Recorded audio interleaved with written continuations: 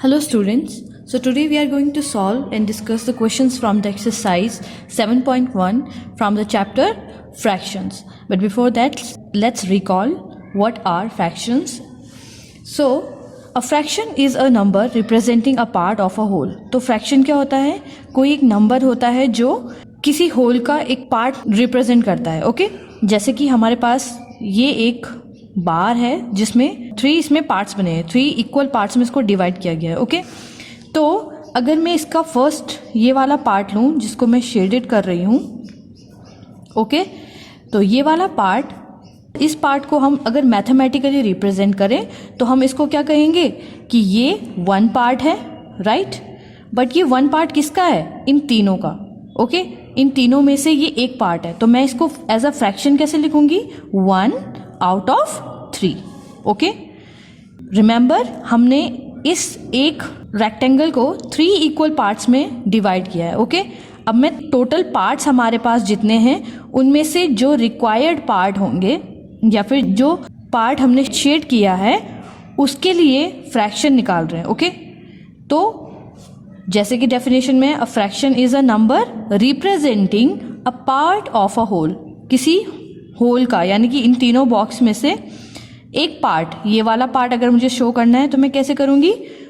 1 part है, okay, out of 3, total parts कितने हैं? 3, तो ये हो गया हमारा फ्रैक्शन। सो इसी तरीके से अगर मैं एक और पार्ट लेती हूँ, सपोज ये वाला, ओके, तो मैं इसको क्या कहूँगी? This is 1 part and this is 1 part. So मेरे पास टोटल कितने पार्ट हो गए? Total shaded parts, okay? तो इन दोनों शेडेड पार्ट्स का अगर मुझे फ्रैक्शन फाइंड आउट करना है तो शेडेड पार्ट कितने हुए? 2, और मेरे पास टोटल पार्ट्स कितने थे? 3, राइट? सो इन दोनों के लिए जो मुझे फ्रैक्शन फाइंड आउट करना होगा वो होगा 2 आउट ऑफ 3, ओके? सो यही है हमारा फ्रैक्शंस। सो स्टूडेंट्स, अब हमारे पास आता है कि हम इस फ्रैक्शन के अंदर जो हम नंबर लिख रहे हैं उनको किस किस नेम से रिप्रेजेंट करते हैं। सपोज एक फ्रैक्शन को हम किस फॉर्म में लिखते हैं? a upon b, right? So a upon b में जो हमारे पास a वाला पार्ट है, यानी कि जो इस डैश के ऊपर वाला पार्ट है, सबसे पहले तो हम इस जो ये लाइन है a और b के बीच में जो ये लाइन बनी है अपॉन वाली, इस लाइन को हम बोलेंगे दिस लाइन इज विनक्यूलम, ओके? ये लाइन क्या है? इस बार को हम क्या बोलेंगे? विनक्यूलम, ओके? और जो इस बार के ऊपर वाला नंबर होगा इसको हम कहेंगे न्यूमरेटर, और इस विनक्यूलम के नीचे वाला जो नंबर है इसको हम कहेंगे डिनोमिनेटर, ओके? तो इस फ्रैक्शन के अंदर हमारे पास 3 चीजें होती हैं, न्यूमरेटर, विनक्यूलम और डिनोमिनेटर। सो हम इसको बेसिकली क्या कहेंगे? a upon B, 1 upon 3, 2 upon 3, okay? हम विनक्यूलम यहाँ पे नाम नहीं देंगे, लेकिन हमें पता होना चाहिए कि हम इस बार को क्या कहते हैं, okay? This is known as vinculum, okay? Now let's come and solve the questions from the exercise 7.1. So first question is write the fraction representing shaded portion. तो इस क्वेश्चन के अंदर हमारे पास 10 पार्ट्स हैं और इन 10 पार्ट्स में से मैंने फर्स्ट पार्ट और लास्ट पार्ट लिया है, ओके? तो जिस तरीके से मैं ये दोनों सॉल्व करूंगी आपको भी उसी तरीके से बाकी की पिक्चर्स को भी सॉल्व करना है और उनको फ्रैक्शन में रिप्रेजेंट करना है। Now first part is we have given this triangle, और इस ट्राइंगल के अंदर भी एक ट्राइंगल है, but it is basically parts. So हमारे पास टोटल पार्ट्स कितने हैं इस ट्राइंगल के अंदर? 1, 2, 3, 4, okay? So total parts are 4।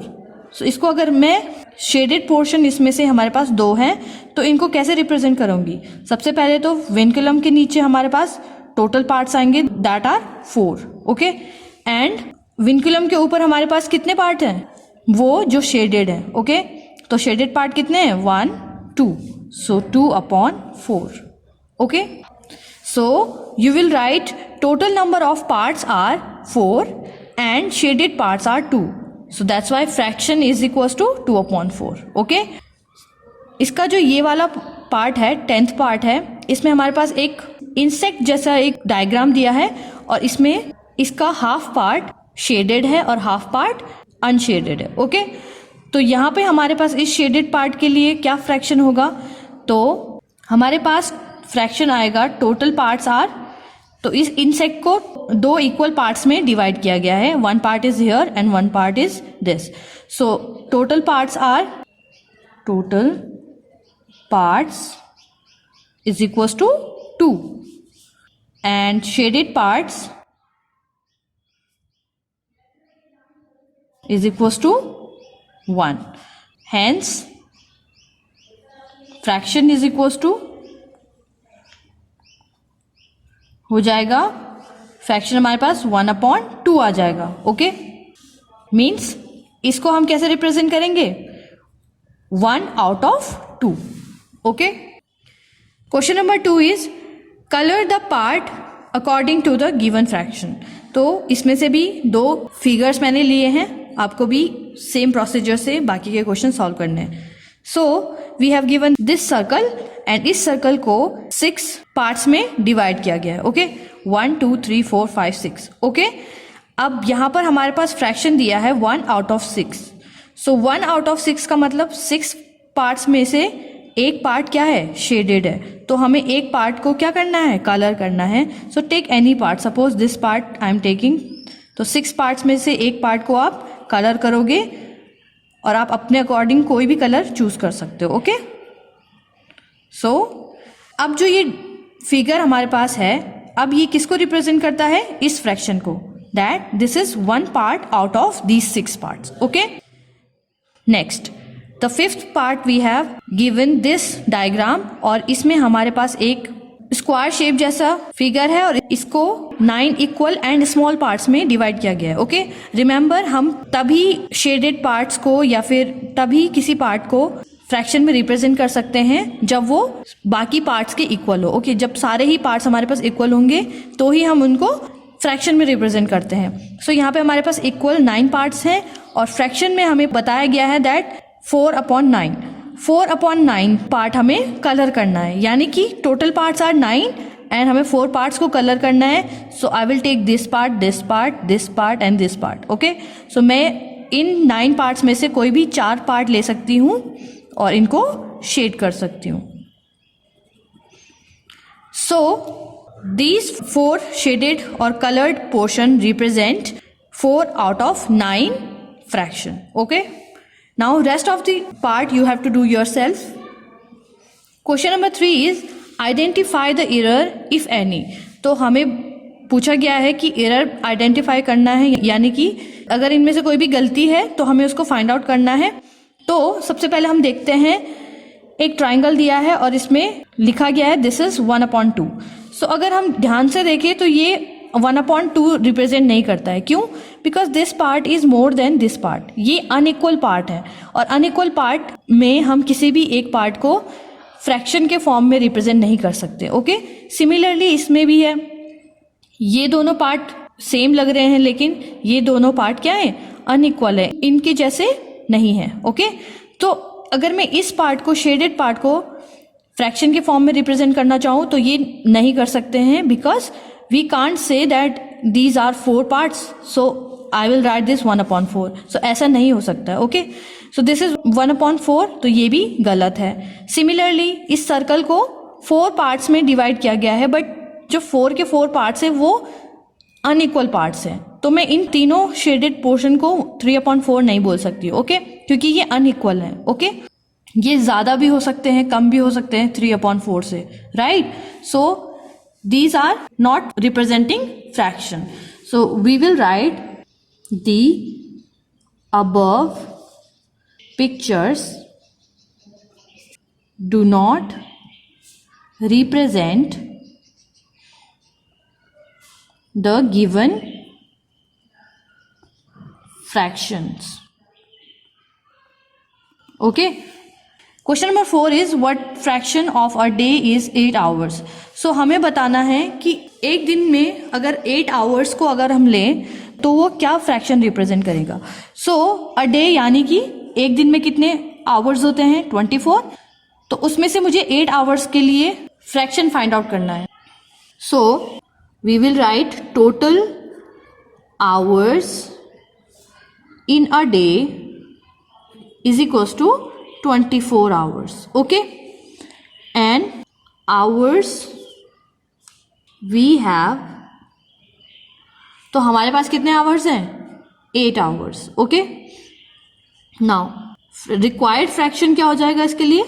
Required fraction is equals to 8 को फाइंड आउट करना है हमें आउट ऑफ 24. सो एक दिन में से यानी कि 24 आवर्स में से 8 आवर्स के लिए अगर हमें फ्रैक्शन फाइंड आउट करना है तो वो कितना होगा? तो we will write 8 out of 24. Okay, now fifth part is what fraction of an hour is 40 minute. तो एक आवर के 40 मिनट को हम कैसे रिप्रेजेंट करेंगे फ्रैक्शन में? तो 1 आवर में हमारे पास टोटल मिनट्स कितने होते हैं? 60, और हमें रिक्वायर्ड कितने हैं? 40. तो रिक्वायर्ड फ्रैक्शन कितना होगा? 40 upon 60. That means we will write total minutes in an hour, ये हो जाएगा 60 minutes. Okay, and minutes we have, हमारे पास कितने मिनट्स हैं? 40. तो रिक्वायर्ड फ्रैक्शन क्या हो जाएगा? 40 आउट ऑफ 60. ओके, और इसको मैं सिंप्लीफाई भी कर सकती हूं कैंसिल आउट करके. सो ये मेरे पास हो जाएगा 22 ज़ा 40 एंड 23 ज़ा 60. सो 2/3 भी मैं इसको लिख सकती हूँ. ओके, सो इसको हम कहते हैं सिंप्लीफाई करना. अगर हमारे पास बड़े फ्रैक्शंस हैं और वो कैंसिल आउट हो सकते हैं किसी कॉमन नंबर से, तो हम क्या करते हैं? उनको सिंप्लीफाई करके छोटे फ्रैक्शन में लिखते हैं. ओके, सो यहाँ पे 40/60 को मैं लिख सकती हूँ 2/3. Question number 6 is Arya, Abhimanyu and Vivek shared lunch. Arya, Abhimanyu और विवेक 3 बॉयज हैं जो लंच शेयर करते हैं. Okay, Arya has bot 2 sandwiches, 1 made of vegetables and 1 of jam. तो आर्या ने क्या किया? 2 सैंडविचेस वो लंच में लेके आया है, एक वेजिटेबल से बना है और एक जैम में. The other 2 boys forget to bring lunch. और जो विवेक और अभिमन्यु है ये क्या है? लंच लाना भूल गए. Arya agreed to share his sandwiches so that each person will have equal share of each sandwich. तो आर्या ने क्या किया? वो एग्री हो गया कि जो सैंडविच मेरे पास हैं इनको शेयर करेंगे और इक्वल पार्ट में शेयर करेंगे. ओके, अब हमारे पास क्वेश्चन पूछा है how can Arya divide his sandwiches so that each person have an equal share. तो आर्या को कैसे अपने सैंडविचेस को डिवाइड करना है कि तीनों के पास इक्वल शेयर आए. ओके, इक्वल यानी कि इक्वल पार्ट्स बनाने हैं, right?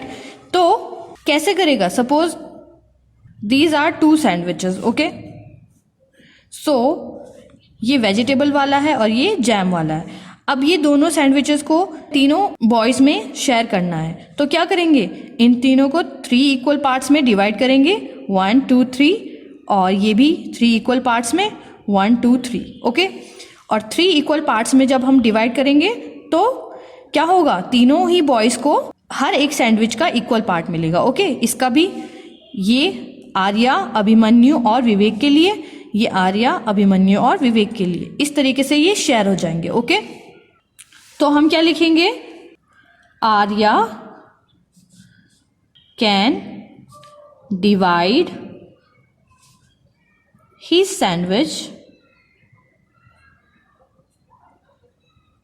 sandwiches in 3 equal parts.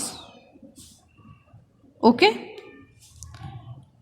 and each boy will get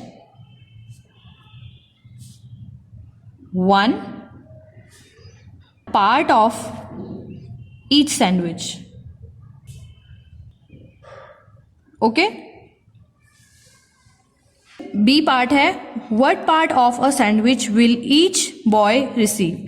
तो हर एक सैंडविच का कितना पार्ट हर एक लड़के को मिलेगा, बॉय को. तो एक सैंडविच में कितने पार्ट होंगे? Total part of a sandwich is equals to 3।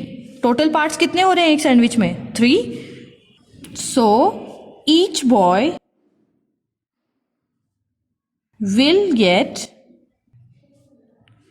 Each boy मतलब ईच का मतलब क्या होता है? 1। ओके, ईच मतलब हर एक लड़के को, तो एक लड़के के लिए कितना होगा? 1 out of 3। Okay, suppose Arya के लिए मुझे फाइंड आउट करना है, सो आर्या के पास जो सैंडविच आएगा वो आएगा 1 part out of these 3 parts. Okay, इसी तरीके से अभिमन्यु के पास भी 1 part out of these 3 parts, and Vivek के पास भी 1 आउट ऑफ 3 पार्ट आएगा। ओके, सो ये हुआ हमारा answer 1/3। Question number 7 is Kanchan dyes dresses. Kanchan क्या करती है? ड्रेसेस में कलर करती है। Okay, she had to dye 30 dresses. तो अब उसको काम मिला है, उसको 30 ड्रेसेस में डाई करना है, यानी कि कलर करना है। She has so far finished 20 dresses. तो अभी तक उसने कितने ड्रेसेस फिनिश करी है कलर करना? 20 dresses. Okay, what fraction of dresses has she finished. So उसने कितना फ्रैक्शन हमें बताना है कि ये 20 जो उसने ड्रेसेस डाई की हैं वो कितना फ्रैक्शन होगा। ओके, तो हम कह सकते हैं टोटल ड्रेसेस कितनी है? Total dresses to dye are equals to 30। Okay, and dresses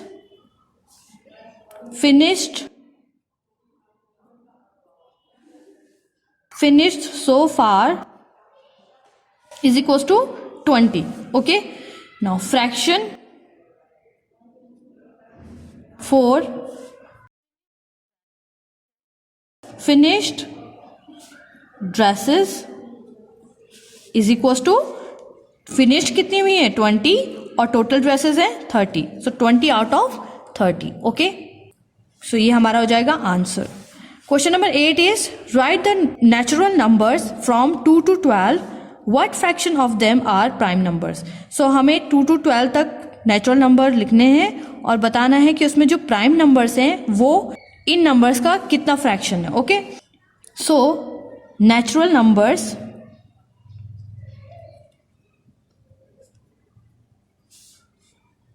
from 2 to 12 are, so 2 to 12 है, we will start with 2, so 2, 3, 4, 5, 6, 7, 8, 9, 10, 11 and 12.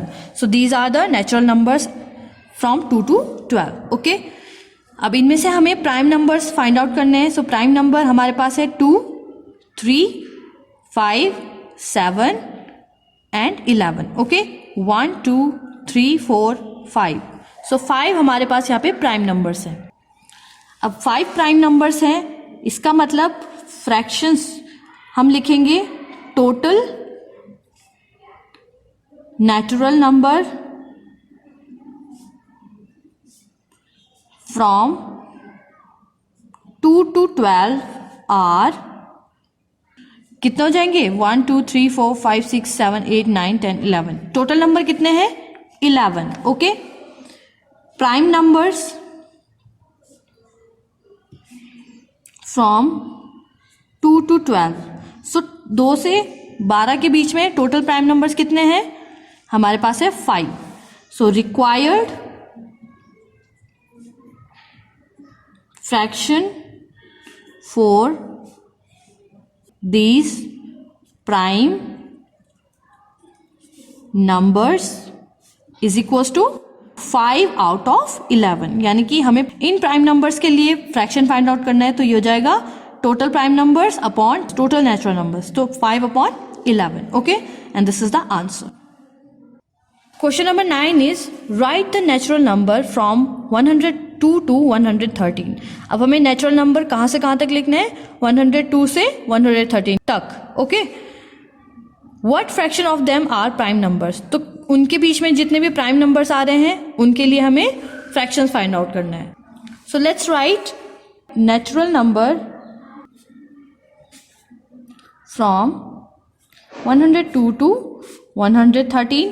तो ये हो जाएंगे 102, 103, 104, 105 106, 107, 108, 109 and 110, 111, 112 and 113. ओके, तो इसके अंदर हमारे पास प्राइम नंबर्स आ जाएंगे 103, 107, 109 एंड 113, यानी कि 4 प्राइम नंबर्स हमारे पास यहाँ पर हमें मिले हैं. नाउ अब इसके लिए फ्रैक्शन क्या हो जाएगा? सो फ्रैक्शन हो जाएगा fraction 4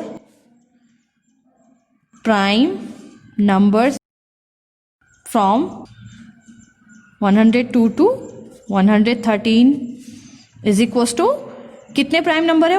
1 2 3 4. So 4 out of total number कितने थे? 1 2 3 4 5 6 7 8 9 10 11 12 numbers. So 4 upon 12. Okay, so this is the fraction. Question number 10 is what fraction of these circles have x's in them? तो कितने फ्रैक्शन में x's हैं? ओके, तो we have total circle 1 2 3 4 5 6 7 8 circles हैं. अब इनमें से 1 2 3 4 सर्कल्स में हमारे पास x बना हुआ है अंदर. ओके, तो हमें बताना है कि ये 4 का फ्रैक्शन क्या होगा. So total circles are equals to 8 and circles with x in them is equals to 4. So required fraction हो जाएगा is equals to 4 out of 8. Okay, यानी कि 1 2 3 4 ये 4 का फ्रैक्शन निकालना है और टोटल में से 8 में से. Okay, so 4 out of these 8. So 4 out of 8. Okay, question number 11 is Christine received a CD player for her birthday. She bought 3 CDs and received 5 other as gift. So Christine को CD player birthday gift में मिला है और 3 CDs उसने खुद खरीदी है. Okay, और उसमें से 5 अदर उसको गिफ्ट में मिली है. Okay, so what fraction of her total CDs did she buy and what fraction did she receive as gift?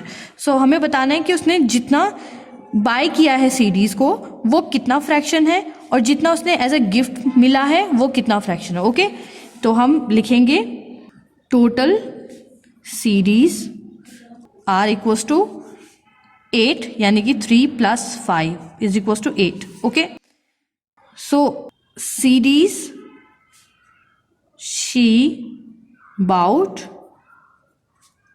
Is equals to 3. Okay, तो इसके लिए फ्रैक्शन कितना हो जाएगा? 3 आउट ऑफ 8. ओके, तो हम लिखेंगे फ्रैक्शन, रिक्वायर्ड फ्रैक्शन लिख सकते हैं fraction is equals to 3 upon 8. Okay, and CDs she received as gift. तो गिफ्ट में कितनी मिली है? 5. तो रिक्वायर्ड फ्रैक्शन कितना हो जाएगा? 5 upon 8. Okay, so student, this is all in this chapter. You have to do all these question in your notebook and practice them well. So I will see you in next video with new exercise. Till then, keep practicing and keep learning. Thank you.